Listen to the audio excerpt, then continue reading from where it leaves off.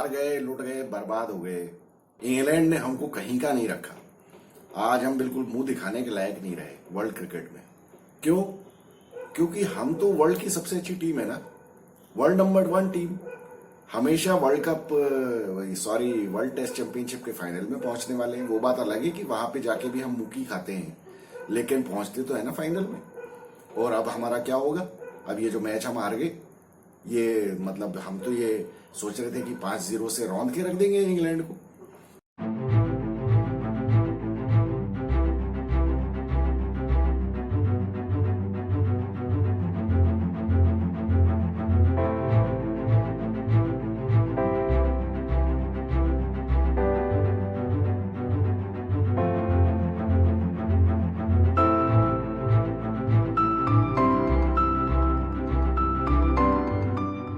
कहाँ है वो लोग आज, वो जो कहते हैं कि इंग्लैंड को तो ये तो बेसबॉल का तो भूसा भर देंगे हम, और इंग्लैंड को तो 5-0 से हरा देंगे। और 5-0 नहीं तो कम से कम 4-0 तो बिल्कुल पक्का ही है। और इंग्लैंड तो बिल्कुल टिक ही नहीं पाएगी और इधर आएगी और उधर उसको पैक करके भेज देंगे। कहाँ है वो लोग जो कहते हैं श्रेयस अय्यर स्पिन का बहुत अच्छा प्लेयर है? और कहाँ है वो लोग जो कहते हैं कि शुभमन गिल नेक्स्ट प्रिंस है, नेक्स्ट विराट कोहली है, नेक्स्ट तेंदुलकर है? तो आज तो मतलब मैं क्या बताऊं आपको। आप लोगों को लग रहा होगा कि मैं हंस रहा हूं। अब हंसना, अब हंसे क्या और रोए क्या? आज के मैच के बारे में तो क्या बात कर सकते हैं। मतलब इस तरह से मैंने तो कभी भी किसी टीम को मैच हारते हुए नहीं देखा। और ये तो इंडिया ने भी रिकॉर्ड बना दिया। 190 रन की पहली पारी की लीड के बाद आप मैच हार गए 28 रन से। मतलब आप सोचिए सामने वाली टीम ने कितना अच्छा खेला होगा। और ये टेस्ट मैच एक बहुत बड़ा टेस्टमेंट है इस तरह का कि आदमी ऑन द स्पॉट कैसे सीखता है और कैसे अपनी टैक्टिक्स को चेंज करता है और कैसे अपनी स्ट्रेटेजी बदलता है। ये बेन स्टोक्स ने आज दिखाया कि कप्तानी किसको कहते हैं। आज बहुत से लोग मेरे ऊपर भी आरोप लगा सकते हैं कि मैं हमेशा रोहित शर्मा की कप्तानी की दावेदारी के लिए उसकी पैरवी क्यों करता हूं। प्रॉब्लम यह है कि हमारे पास ऑप्शन क्या है। आज अगर किसी भी फॉर्मेट में अगर रोहित शर्मा कप्तान नहीं हो, जब से ये विराट कोहली का ये जो हुआ है, जब से चेंज हुआ है, उसके बाद से आपके पास रोहित शर्मा के अलावा चॉइस क्या है? आप किसको बना देंगे कप्तान? तो अब जो भी है वो यही है। अब इसी को झेलो आप। और मैंने आपसे कितनी बार कहा है, जो हमारे रेगुलर व्यूअर्स हैं उनको बहुत अच्छी तरह पता होगा, मैं हमेशा आपसे ये कहता हूं कि ये आदमी वो है जो आपको उस जगह ले जाके डुबाएगा जहां से आपको बिल्कुल उबरने का मौका ही नहीं मिले। ये वर्ल्ड टेस्ट चैंपियनशिप में हमने देखा, वर्ल्ड का 50 ओवर पूरे 10 मैच इतने टॉप क्लास क्रिकेट खेली, और उसके बाद 11वें मैच में फाइनल में क्या किया, वहां से that was point of no return. जिस तरह की हरकत इन्होंने की, जिस तरह की प्लानिंग इन्होंने की, जिस तरह का विकेट सिलेक्ट किया, और वर्ल्ड टेस्ट चैंपियनशिप के फाइनल में भी जिस तरह की बॉलिंग हमारे बॉलर्स से करवाई। और मैं यही कहूंगा, ये बॉलर्स की गलती नहीं है, ये कप्तान की गलती है। बॉलर्स किस तरह से बॉल फेंक रहे हैं, ये कप्तान नहीं कहेगा तो कौन कहेगा कि मुझे यहां की बॉल चाहिए या यहां की मैंने फील्ड लगाई है, तुमको यहां बॉल करनी है। हमारे तो बॉलर्स जो बिल्कुल वर्ल्ड क्लास बॉलर्स कहलाते हैं, जो बिल्कुल टॉप क्लास अटैक है इंडिया का, खासतौर पे इंडिया में स्पिनर्स वर्ल्ड के टॉप स्पिनर्स हैं, इनके सामने तो इंग्लैंड बिल्कुल ताश के पत्तों की तरह बिखर जाएगी। और आपने देखा जब इनके ऊपर जरा सा प्रेशर आता है ये लोग क्या करते हैं। आज मुझे तो हंसी आ गई। एक टाइम मैंने देखा सुबह के सेशन में जब इंग्लैंड बैटिंग कर रहा था, रविचंद्रन अश्विन बॉलिंग करते हुए जब क्रीज पे बॉल डालने के पहले 3-4 बार उछल के अपने कदम ताल करके और उसके बाद बॉल फेंक रहा था, तो रवि शास्त्री कहता है देखो रवि अश्विन और उसकी टैक्टिक्स। खैर उसमें रवि शास्त्री की कोई गलती नहीं है, क्योंकि रवि शास्त्री वहां गाली तो दे नहीं सकता है उसको। हालांकि काम तो वो गाली खाने के ही करता है अश्विन। बॉलिंग में मतलब आज सुबह जब मैच शुरू हुआ है और 126 रन की इनके पास लीड थी इंग्लैंड की, और उनके पास 5 विकेट बाकी थे, तो हम लोग सभी क्या सोच रहे थे कि बस ये आके इनको पैक कर देंगे, क्योंकि नई बॉल तो 2 ओवर के बाद मिलने ही वाली है। और यहां तो मतलब नई बॉल आएगी और वहां उनका टेलेंडर खेल रहा है, वो रेहान अहमद खेल रहा है, उसके बाद बचता ही क्या है। कल का मैच जब शाम को खत्म हुआ था उस टाइम इंग्लैंड के 316 रन पे 6 विकेट थे, मतलब सिर्फ 4 विकेट बाकी थे। रेहान अहमद खेल रहा था और ओली पोप खेल रहा था। और उसके बाद सुबह हम लोग ये सोच रहे थे कि बस ये तो मैच तो क्या है, ये तो 2 ओवर के बाद नई बॉल लेंगे और ये सिराज और बुमराह इनको उखाड़ के फेंक देंगे। लेकिन हमारे कप्तान ने क्या किया, हमारे कप्तान ने अश्विन को लगाया, जडेजा को लगाया है, और उसके बाद कितनी देर बाद जाके नई बॉल ली है और उसमें भी ओवर करवाया जडेजा से। मतलब तुमने ये सिराज को किस लिए खिलाया था? सिराज की क्या परफॉर्मेंस है इस मैच में? दोनों पारियों में 0 विकेट और पिटाई अलग से खाई। तो तुम्हें जब उसके ऊपर भरोसा ही नहीं था, यही इसने काम वर्ल्ड कप फाइनल में किया था, जब इसने पूरे 10 मैचों में सिराज से पहले नई बॉल फिकवाई थी। फाइनल में इसने शामी को दे दिया था पहला ओवर सिराज की जगह। अब यही काम इसने इस आज के मैच में किया है, सिराज से बॉलिंग ही नहीं करवाई। मैं पहले से कल भी हम लोग यही डिस्कस कर रहे थे कि आप देखिए इंडिया के टेलेंडर्स में और दूसरी टीमों के टेलेंडर्स में यह फर्क है कि दूसरी टीमों के टेलेंडर्स जब आते हैं वो बल्ला घुमाते हैं, वो बिना डरे शॉट खेलते हैं अपने, और वो रन बनाते हैं। फास्ट बॉलर्स के ऊपर भी, स्पिनर्स के ऊपर भी ताकत से छक्के भी मारते हैं। आज टॉम हार्टली को देखो आप, या सिराज वो उसका रेहान अहमद को, उन लोगों ने खूब शॉट्स मारे, चौके भी मारे, पहली पारी में भी मारे और दूसरी पारी में भी मारे। और क्या जबरदस्त पारी, मतलब रेहान अहमद ने 60 रन जोड़े ओली पॉप के साथ। उसके बाद जब टॉम हार्टली आया, टॉम हार्टली ने ओली पॉप के साथ 80 रन जोड़ दिए। और हम पागलों की तरह अपने बाल नोच रहे हैं यहाँ टीवी स्क्रीन के सामने बैठ के कि रोहित शर्मा कर क्या रहा है यार। उस टाइम सिराज को नहीं बोल सकता था कि तू जाके इसके बाउंसर की बौछार कर दे इसके ऊपर। तुम लोग आउट नहीं कर पाए। वहां अश्विन अपनी बॉलिंग में एक्सपेरिमेंट कर रहा है। बताइए आप कितने रन बनवाए यार इन लोगों ने, कितने रन बनवाए। 190 रन की लीड कंसीड करने के बाद आपने 230 रन चढ़वा दिए अपने ऊपर। मतलब हद ही कर दी है रोहित शर्मा ने। इससे ज्यादा बेवकूफी का नजारा कुछ हो नहीं सकता कप्तानी में। बस फिर क्या था, मतलब पहले सेशन में पूरा इंग्लैंड ने दबा के खेला है और बिल्कुल चढ़ गए वो पूरे मैच में। मतलब इस तरह का ट्रेमेंडस type of change of fortunes मैंने कभी नहीं देखा। पहले 2 दिन जो टीम बिल्कुल एकदम दबी हुई थी जमीन के ऊपर, वो किस तरह से वापस आई है। It shows the character of the captain. Ben Stokes ने पहली पारी में जो गलतियां की उससे सीख के, और इसने बाद में कहा भी, मतलब आपको ताज्जुब होगा, बाद में मैच प्रेजेंटेशन के दौरान बेन स्टोक्स ने यह कहा भी कि मैंने देखा कि ये इंडियन स्पिनर्स किस तरह से बॉलिंग कर रहे हैं, या इंडियन बैट्समैन किस तरह से बैटिंग कर रहे हैं, या फिर रोहित शर्मा किस तरह की फील्ड प्लेसिंग कर रहा है। जबकि रोहित शर्मा ने अगर ढंग की फील्ड प्लेसिंग की होती तो इंग्लैंड इतने रन बना ही नहीं पाता। ये तो बेन स्टोक्स की बलमनसाहत है जो उसने ये बात कह दी। अदरवाइज रोहित शर्मा ने तो कोई कसर नहीं छोड़ी थी ये मैच हरवाने में। एक तो शुरुआत में तो अब क्या कहा जाए, जैसा मैंने थंबनेल में लिखा भी है कि ये लैक ऑफ स्किल है या मोटी चमड़ी है। ये सच्चाई यही है, इन लोगों की सबकी चमड़ी मोटी है। इनको सबको मालूम है कि इनका कुछ होने जाने वाला नहीं है। आप मुझे ये बताओ, रोहित शर्मा ने क्या किया पहली पारी में? जब तुम इस तरह का गंदा शॉट मार के आउट होगे तो फिर तुम दूसरे किसी बैट्समैन को क्या बोल सकते हो? रोहित शर्मा के पास क्या मॉरल करेज है ये बोलने का शुभमन गिल को कि तुमने गंदा शॉट मारा और तुम आउट हुए, या श्रेयस अय्यर ने जो गंदा शॉट मारा और आउट हुए? और श्रेयस अय्यर और ये शुभमन गिल, मतलब मैं आप लोगों को सही नहीं लगता कि मैं इनको क्यों चंगू मंगू मैंने नाम रखा है इनका? ये चंगू मंगू ही है, इससे ज्यादा कुछ नहीं है ये। इन लोगों को खुद समझ में नहीं आता कि इनको क्या शॉट खेलना है क्या नहीं खेलना है। लेकिन प्रॉब्लम यह है कि ये कॉम्प्लेसेंट हो जाते हैं। पहली पारी में जब रन बन गए इतने ज्यादा, बस मतलब क्या है, अच्छा खासा जब इंग्लैंड की स्कोर के ऊपर पहुंच गए कुछ तो भी उल्टे सीधे शॉट मारने लग गए। श्रेयस अय्यर ने तो बल्कि इंडिया ने ओवरकम नहीं किया था इंडिया का इंग्लैंड का स्कोर, उसके पहले ही वो गंदा शॉट मारा था। शुभमन गिल की तो बात ही छोड़ दो आप। शुभमन गिल के बारे में तो बात ही करना बेकार है। शुभमन गिल को और श्रेयस अय्यर को, इन लोगों को अपनी इज्जत का कोई ख्याल नहीं है। और मैं तो कहता हूं कि रोहित शर्मा भी क्या यार, क्या शॉट मारा है यार। जब तक तुम्हारे बैक अगेंस्ट द वॉल नहीं हो जाएगी तुम्हारी सीरीज में, तब तक तुम ढंग से दिमाग इस्तेमाल नहीं करोगी। पहली पारी का शॉट हॉन्ट करना चाहिए रोहित शर्मा को। शुभमन गिल, श्रेयस अय्यर, अरे बाप रे, किस तरह के शॉट मारे हैं इन लोगों ने यार।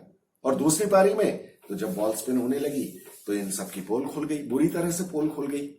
अब ये बताइए, इंडियन स्पिनर्स बिल्कुल ढंग की इफेक्टिव बॉलिंग नहीं कर पाए। क्यों? क्योंकि फर्क था। बॉल जब इंडिया बॉलिंग कर रही थी थर्ड इनिंग्स में, इंडिया जब बॉलिंग कर रही थी तो बॉल उतनी ज्यादा स्पिन नहीं हो रही थी, और स्पिन जो हो भी रही थी वो बहुत स्लो स्पीड में स्पिन हो रही थी। जब इंडिया बाद में बैटिंग करने आई है आज सुबह, बॉल बहुत ज्यादा स्पिन होने लगी थी। आप लोगों ने अगर देखा हो, डिग्री ऑफ टर्न बहुत ज्यादा था इंग्लैंड के बॉलर्स का। लेकिन एक बहुत बड़ी गलती इंडियन बैट्समैन ने जो की है, वो हमेशा क्रीज में खेलते रहे। इन्होंने शायद ये इंग्लैंड के जो बैट्समैन जिस तरह से बैटिंग कर रहे थे, जब इंडियन स्पिनर्स बॉलिंग कर रहे थे तो इंग्लैंड के बैट्समैन अपनी क्रीज में पीछे जाके खेल रहे थे। वो इस वजह से इफेक्टिव हो पाई उनकी बैटिंग टेक्निक, क्योंकि बॉल बहुत स्लो स्पिन हो रही थी और बहुत कम स्पिन हो रही थी। लेकिन जब इंडिया बैटिंग करने आई, उस टाइम बॉल का टर्न बहुत ज्यादा बढ़ गया था, और उस टाइम इंडियन बैट्समैन जब पीछे जाके खेल रहे थे या आगे भी खेल रहे थे, तो बॉल बहुत ज्यादा स्पिन हो रहा था, और जो देख के इन सबके पसीने छूट गए। लेकिन एक भी बैट्समैन ने बॉल को स्टेप आउट करके नहीं खेला। जो बीच में एक बार सुनील गावस्कर ने कहा भी था, जब केविन पैटरसन ने उससे पूछा कि क्या ये इतना ज्यादा मुश्किल है खेलना, तो सुनील गावस्कर ने कहा कि नहीं, ये लोग स्टेप आउट नहीं हो रहे हैं, स्टेप आउट होके खेलना चाहिए। 1980 से 90 और 2000 की सेंचुरी में जब स्पिन बॉलर्स को खेलते थे, वीवीएस लक्ष्मण या सुनील गावस्कर या जो भी बैट्समैन रहे हैं जो सक्सेसफुल रहे हैं, जो अच्छे स्पिन के प्लेयर्स रहे हैं, एंड इवन संजय मांजरेकर, ये लोग बहुत अच्छे प्लेयर्स थे स्पिनर्स। और ये लोग क्या करते थे, ये स्टेप आउट होके खेलते थे, बॉल की पिच तक जाके खेलते थे। यहां तो आज एक भी बैट्समैन को मैंने नहीं देखा। सिर्फ एक उसने, ये जायसवाल ने कोशिश की थी, यशस्वी जायसवाल, जो जिस बॉल पे आउट हुआ है वो स्टेप आउट होके हुआ, लेकिन उसने गलती कर दी कि वो वहां जाके डिफेंड कर दिया उसने, और ओली पॉप के हाथ में ही कैच चला गया। आज तो ओली पॉप का तो दिन था। खैर, उसने बैटिंग तो अनडाउटेडली बहुत बढ़िया बैटिंग की, और उसने तो बिल्कुल कोई मौका ही नहीं दिया इंडियन बॉलर्स को। उसने जहां मर्जी वहां पीटा, और उसका भी आप देखिए, वो हमेशा बॉल की पिच पे पहुंच के ही शॉट मार रहा था। उसने जो भी रिवर्स स्वीप मारे हैं, बॉल की पिच पे पहुंच के मारे हैं। तो इन लोगों ने उसको मौके भी ऐसे दिए कि उसकी रीच में इन्होंने बॉल की, या तो बॉल को आगे पीछे करो, या अपनी राउंड द विकेट और ओवर द विकेट आके अपनी लाइन चेंज करो। ये इन्होंने कुछ ट्राई नहीं किया। ये अपने पागलों की तरह कुछ तो भी बॉलिंग करते रहे। ये बॉल करते हैं तो अगर ओवर द विकेट बॉलिंग कर रहे हैं तो ये कभी पैर पे फेंकने लगेंगे, कभी ऑफ स्टंप के बाहर फेंकने लगेंगे।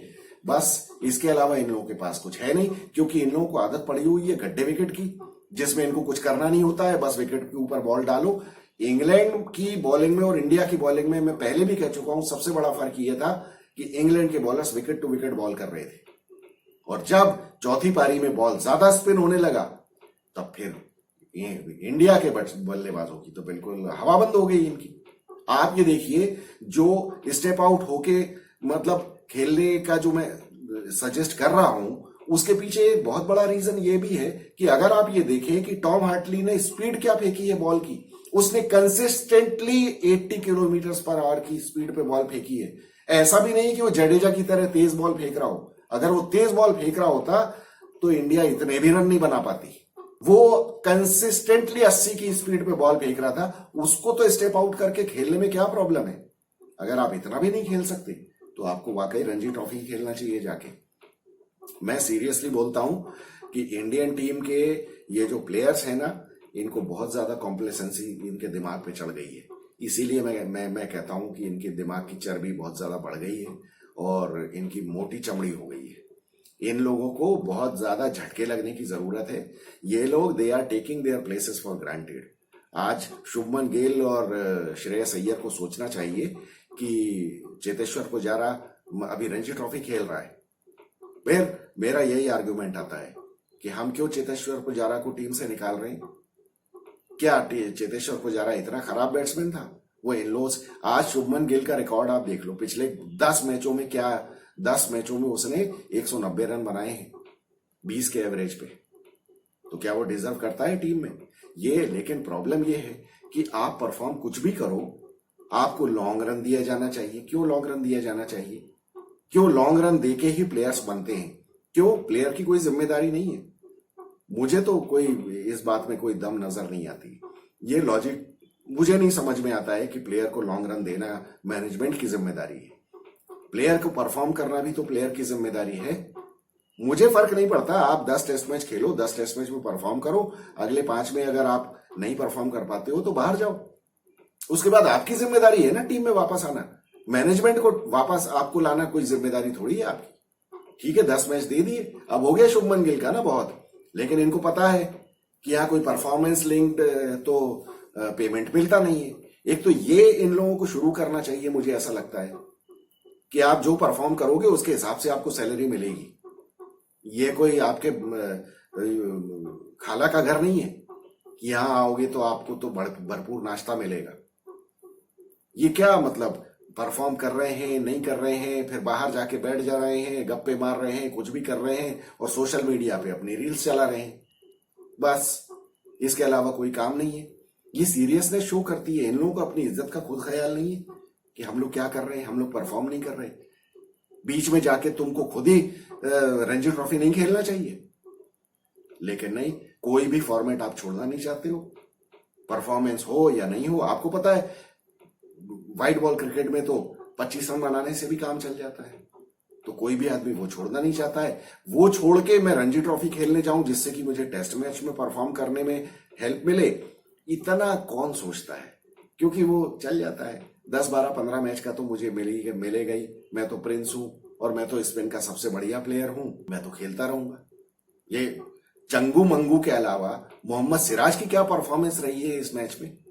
मोहम्मद सिराज ने क्या किया? मतलब उसको शर्म नहीं आ रही? मैं अपने होम ग्राउंड पे एक भी विकेट नहीं लिया टेस्ट मैच में। क्या करता है यार ये? समझ में नहीं आता मुझे। तुम टप्पे पे बॉल नहीं डाल सकते हो यार, तुमको लाखों करोड़ों रुपए मिलते हैं ये खेलने के लिए, क्या करेंगे ये लोग? और मुझे तो अफसोस हो रहा है, हम लोग ये क्रिटिसाइज कर रहे थे कि बेसबॉल क्या और ये क्या वो क्या। खैर वो क्रिटिसिज्म जस्टिफाइड था क्योंकि 2 दिनों तक इंग्लैंड ने कोई बहुत अच्छा परफॉर्म नहीं किया, ना कोई टेक्टिकली उन्होंने कोई ऐसी अपने वो कोई समझबूझ दिखाई थी उन्होंने कि ये कुछ कर रहे हैं। लेकिन he was a very quick learner, Ben Stokes. उसने तीसरी और चौथी पारी में बिल्कुल अपनी टैक्टिक्स चेंज कर दी और खासतौर पे सेकंड इनिंग्स में जब इंडिया बैटिंग करने आई उसने तो बिल्कुल आउट क्लास ही कर दिया थिंकिंग से, आउट स्मार्ट कर दिया उसने थिंकिंग में। किस तरह की बॉलिंग चेंजेस, किस तरह की बॉलिंग स्पीड्स, बताइए। कोई दूसरा बैट्समैन, कोई दूसरा अगर कप्तान होता तो टॉम हार्टली को देता क्या बॉलिंग? लेकिन उसको भरोसा था कि वो क्या हो सकता है। वो मतलब शुभमन गिल के आते ही उसने लेग्स टॉम हार्टली को लगाया कि ले बेटा, हमको पता है तेरी पोल कहां खुलती है। हाथ में कैच देके गया, सिली पॉइंट। रोहित शर्मा ने एक भी बार सिली पॉइंट नहीं लगाया पूरे मैच में। ऑली पोप जब खेल रहा था एक बार भी सिली पॉइंट लगाया? अरे सिली पॉइंट का भैया एक मेंटल प्रेशर होता है जब वो बैट्समैन को सामने ही खड़ा हुआ दिखता है। तुम उसके रिवर्स स्वीप नहीं रोक पाए। तुम्हारे बॉलर्स पता नहीं क्या कर रहे थे, और बॉलर्स क्या करेंगे? तुमको करवाना है। कप्तान तो वो, जिम्मेदारी तुम्हारी है, बेइज्जती तुम्हारी हुई है, क्योंकि आज सबसे बड़े लूजर तुम ही दिख रहे हो। मैच के बाद आके तुम कच्ची पक्की अंग्रेजी बोल के और कुछ भी बहानेबाजी करके कि नहीं नहीं ऐसा नहीं और वैसा नहीं और हम लोगों ने अच्छा नहीं खेला। अरे ये बोलो कि भैया मैंने अच्छा नहीं खेला, मैंने गंदा शॉट मारा। अब इसके बाद में किस मुंह से चंगू मंगू को डांटू? क्या बोलूं? जब कप्तान खुद परफॉर्म नहीं करता है तो वो दूसरे को क्या बोलेगा यार? क्या बोल सकता है? रोहित शर्मा को बहुत सीरियसली सोचने की जरूरत है, अदरवाइज उसकी ये क्रिकेट से विदाई ना बहुत बेइज्जती भरी होने वाली है। आपसे नहीं हो रहा है, आपका मन नहीं लग रहा है तो आप छोड़ो, बाहर जाओ, लेकिन खेलो तो ढंग से खेलो यार। क्या है ये? T20 सीरीज में तो तुमने बहुत अच्छा खेला, फिर उसके बाद टेस्ट मैच में आके फिर वही गुड़ गोबर कर दिया। और इसमें तो अब कोई डाउट ही नहीं है कि इंडिया में कप्तानी का मटेरियल कोई है ही नहीं। जो भी हुआ, हालांकि वो सर्कमस्टांसेस जो भी थी, लेकिन वो भी एक चीज थी कि दो फॉर्मेट के दो कप्तान नहीं हो सकते। वो टेक्टिकली एक गलत चीज है। वो ऑस्ट्रेलिया ने भले ही मैनेज किया है उसको, लेकिन इंडिया में वो पॉसिबल नहीं है। तो अब जो भी है, हमारे हाथ तो यही लगा हुआ है विराट के जाने के बाद, रोहित शर्मा। और इसके अलावा और कोई मुझे दिखता भी नहीं है, क्योंकि अभी तो कोई मुझे टीम में ऐसा दिखता ही नहीं है। वो ले दे के फिर वो केएल राहुल बचता है, केएल राहुल के पीछे, लेकिन ये लोग ऐसे पड़े हुए हैं कि वो उसको ही टीम से आगे अंदर बाहर करने के चक्कर में लगे रहते हैं। जबकि मुझे लगता है कि रोहित शर्मा और विराट कोहली के बाद अगर कोई तीसरा सबसे ज्यादा ट्रस्टवर्दी बैट्समैन है तो वो केएल राहुल है। उसके अलावा बाकी तो ये चंगू मंगू, इनके ऊपर भरोसा करोगे आप? टॉप ऑर्डर ने क्या रन बनाए हैं इंडिया के इस पूरे मैच में? सब वही कहानी है पुरानी, हमेशा की तरह। आपको याद होगा, मैं हमेशा बोलता हूं कि इंडिया की शुरुआत होती है 130 पे 6 हो जाते, बस उसके बाद फिर वही अक्षर पटेल, जडेजा, अश्विन ये लगे रहते और ये बना देते हैं रन। उसके बाद खट्टे विकेट होते हैं, उसमें हम मैच जीत जाते हैं। हम अपनी कॉलर ऊपर कर लेते हैं कि अरे वाह, India is the number 1। World test championship में पॉइंट्स टेबल पे इंडिया ऊपर है और अब बस फाइनल में की देर है, बस फाइनल में जाके फिर कबाड़ा। ये लोग बहुत ज्यादा लाइटली ले रहे हैं। इन लोगों को अपनी इज्जत का कोई ख्याल नहीं है। अभी अभी आप देखना आ जाएंगे इंस्टाग्राम पे रील, बस वाह वाह करने लगेंगे लोग। अभी फिर लोग बात कहने लगे कि अरे विराट कोहली नहीं था तो ऐसा हो गया, विराट कोहली होता तो वैसा हो जाता। विराट कोहली को भी हमने देखा है। अभी अभी अभी तो देख रहा आप दूसरे टेस्ट मैच में। अभी तो मैं कल ही आपसे कह रहा था कि रोहित शर्मा ने तो अभी ही वाइजाग के वो उसको बोल दिया होगा क्यूरेटर को कि भैया तू पानी देना बंद कर दे विकेट के ऊपर, बस अभी उसको छोड़ दे और बस ड्राई कर दे, एकदम खड्डा बना दे, धूल निकाल दे उसमें से, बस मुझे ऐसा ही विकेट चाहिए। और फिर ये 3-1 से सीरीज जीत जाएंगे, क्योंकि इनको तो यही आता है, रन बने या नहीं बने। अब उसमें यह होगा कि विराट कोहली के भी रन नहीं बनेंगे। पिछली बार इंग्लैंड जब आया था तो विराट कोहली ने कौन से रन बना दिए थे? सिर्फ एक 70-72 की एक पारी थी। उसके अलावा उसके भी बैट और पैड के बीच में से निकलती हुई बॉलों पे बोल्ड होते हुए हमने देखा है उसको। तो ऐसे विकेट पे कोई खेल नहीं सकता। बात यह है कि इन लोगों की they lack in skills a lot. ये लोग 5 डे क्रिकेट की प्रैक्टिस करते नहीं है। ये लोग बस टेस्ट मैचेस खेलते हैं और उसके बाद जाके सीधे ये वाइड बॉल क्रिकेट खेलते हैं। तो फिर ये स्किल डेवलप कैसे होगी स्पिन खेलने की और ये सब? वो सिर्फ रणजी ट्रॉफी खेलने से ही आ सकती है। इन लोगों को सर के बल पकड़ के मुर्गा बनाना चाहिए कि जाओ रणजी ट्रॉफी खेलो, और कंपलसरी कर देना चाहिए कि आपको साल में आप इंटरनेशनल क्रिकेट के अलावा आपको 5 रणजी ट्रॉफी मैचेस खेलने ही पड़ेंगे। तुम अपना मैनेज करो यार, वर्कलोड, तुम्हारा वर्कलोड, तुमको करोड़ों रुपए दे दिया, तुम वर्कलोड मैनेज करो अपना, जैसे भी करो। तुम चाहे एम्बुलेंस में बैठ के जाओ साले वहां मैच खेलने जाओ, लेकिन क्यों? बाकी और क्या, मॉनिटरी बेनिफिट आपको दे दिया, सारी फैसिलिटीज दी हुई है। इसके बाद परफॉर्मेंस अगर हम नहीं पूछेंगे आपसे तो फिर कौन पूछेगा आपको? अगर हमने कहीं हाथ बांध रखे हो तो मुझे समझ में आता है कि अरे नहीं यार, आपने ये फैसिलिटीज नहीं दी है, तो अब आप how can you ask for the performance? But you have been given every facility, everything, every possible monetary benefit, सब कुछ मिल रहा है आपको। एंडोर्समेंट्स के लिए भी अलाउड है, सब कुछ है, करोड़ों रुपए आपको मिल रहे हैं। उसके बाद हम आपसे परफॉर्मेंस के बारे में नहीं पूछें? तो एज मैनेजमेंट बीसीसीआई को पूछना चाहिए ना, बिल्कुल पूछना चाहिए कि क्या है। और आप बिल्कुल पैसे काटो इन लोगों के, परफॉर्म नहीं करते हैं तो भगा दो टीम से बाहर। 2-4 लोगों को बैठा देंगे ना तो अपने आप सारे लाइन पे आ जाएंगे, सब परफॉर्म करने लगेंगे। ये चमड़ी मोटी हो गई है और कुछ नहीं है। और मोटी चमड़ी जो है ना, वो दौड़ा दौड़ा के ही कम होती है, तो वो करना बहुत ज्यादा जरूरी है। मुझे तो समझ में नहीं आता कि अब ये आगे वाले टेस्ट मैचेस में वही खड्डे विकेट ही बनाने वाले हैं। और फिर बेन स्टोक्स लेकिन उसका भी तोड़ निकाल लेगा, क्योंकि वो टेक्टिकली वो रोहित शर्मा से बहुत आगे है। वो उसने दिखा दिया इस बार, इस टेस्ट मैच में जिस तरह से टर्न अराउंड किया है उसने 100% दिखा दिया। अगर मान लीजिए ये बॉलिंग अटैक बेन स्टोक्स के पास होता जो इंडिया के पास है, वो तो इनको 2 दिन के अंदर भूसा भर के भेज देता। आप क्या समझते हो? ये इंडियन स्पिनर्स ये भी बिल्कुल घास खा के आए हुए हैं। इन लोगों की भी स्किल बस टर्निंग विकेट पे ही है और कुछ नहीं है। एक तो दूसरी बात यह है, जब दूसरी पारी में ये लोग बैटिंग करने आए, ये इनकी जो डर के मारे जो पैंट गीली हो जाती है ना, वही हाल है। आप लोगों को समझ में आया वर्ल्ड कप फाइनल में भी जो हुआ था, और आज की जो पारी शुरू हुई थी उसमें शुरू से ही दिख रहा था कि इनके चेहरे पे 12 बजे हुए हैं, हवाइयां उड़ रही हैं। 231 रन और इस बॉलिंग अटैक के सामने तुम बना नहीं पाए। हद ही कर दी यार। मतलब इससे ज्यादा बदतमीजी का और क्या प्रदर्शन हो सकता है। इस बैट्स मतलब वहां तो वो बेचारा वो नया डेब्यूटेंट वो 7 विकेट लेके गया। ऐसे ही उन्होंने ऑस्ट्रेलिया का अगेंस्ट वो टॉड मर्फी को 7 विकेट दिए थे। मतलब ये तो इनकी हालत है। डर के मारे इनकी दम निकल जाती है। जहां इनको टारगेट दिखता है ना बस वहीं हाथ पैर फूल जाते हैं। सारा उल्टा सीधा काम होने लगता है। केएल राहुल जैसा बैट्समैन विकेट में पीछे घुस के एलबीडब्ल्यू हो गया यार। आई कांट इमेजिन इस तरह का बैटिंग अप्रोच। एक भी बैट्समैन ने स्टेप आउट करके नहीं खेला है सिवाय यशस्वी जायसवाल के। उसकी बदकिस्मती थी कि उसका कैच हाथ में पकड़ा गया। बाकी तो सारे घुसे रहे बिल्ली की तरह अपनी क्रीज में। ये लोग ये बहुत ही मुश्किल है इन लोगों का और हमारा भी बहुत मुश्किल है क्योंकि हम तो इन्हीं से उम्मीद लगाते हैं और इनको टारगेट दे दो तो ये सचिन तेंदुलकर की तरह बैटिंग करके आते हैं। सचिन तेंदुलकर ने अपने करियर में आज तक कभी चौथी पारी में रन बना के मैच नहीं जिताए और इन सब का आदर्श वही है। ये भी सारे वही लल्लू लाल पना करते हैं। ये लोग इनकी भी दम निकली होती है। क्या बताऊं मैं। बहुत ज्यादा मूड खराब कर दिया इन लोगों ने और ये लोग डिजर्व करते हैं कि इनमें से 2-3 को तो बिल्कुल तुरंत बाहर का रास्ता दिखाना चाहिए। अगले मैच में मैं शक्ल नहीं देखना चाहता चंगू मंगू की और सिराज की किसी भी हालत में। Based on this performance and based on this temperament and based on this body language, I don't want to see these 3 faces. क्योंकि इन लोगों ने कुछ परफॉर्म नहीं किया। 0 परफॉर्मेंस है इनकी। इनको तुरंत भगाना चाहिए। बोलना चाहिए जाके अपनी अपनी रिस्पेक्टिव स्टेट से जाके रणजी ट्रॉफी खेलो। बाढ़ में जाओ।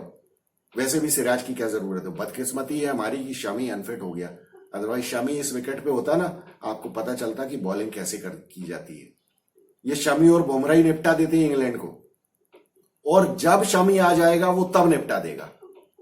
वो डिसिप्लिन है उसकी बॉलिंग में। ये सिराज बेवकूफ कहीं का।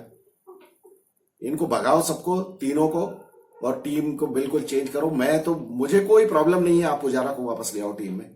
रहाणे वो तो रहाणे मैच में रणजी में फेल हो गया। नहीं तो मैं तो रहाणे को भी ले आता क्योंकि और कौन है आप। यार रजत पाटीदार को खिलाओ रहाणे के बजाय। चंगू और मंगू दोनों को बाहर करो। पुजारा को बुलाओ रजत पाटीदार को खिलाओ बस।